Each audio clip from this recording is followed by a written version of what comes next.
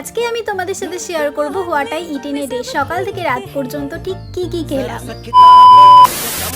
ঘুম থেকে উঠে ওই 9টা সাড়ে 9টার দিকে খেয়েছিলাম এক গ্লাস গরম জল, আর তারপরে মা আজকে বানিয়েছিল ইয়োলো চাউমিন। সেই স্কুলের টিফিনে দিত, তাও আবার আলু দিয়ে, ভীষণ ভালো লাগে এটা খেতে। আর আজকে ছিল একটা রাইস সেরিমনির ইনভিটেশন, ওখানেই গেছিলাম দুপুরবেলায়।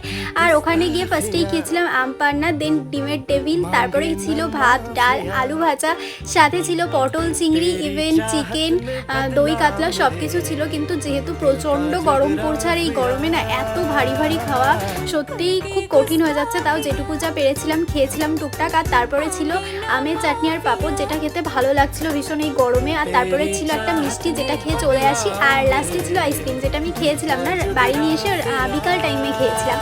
আর আজকে যেহেতু অনেকটা খাওয়া দাওয়া হয়ে গেছে, ওই জন্য ডিনার স্কিপ করে দিচ্ছিলাম। মা আমাকে এটা দিল, এটা একটা ডেজার্ট, এটা খেয়েই ডিনারটা কমপ্লিট করলাম। তো দ্যাটস ইট ফর টুডে।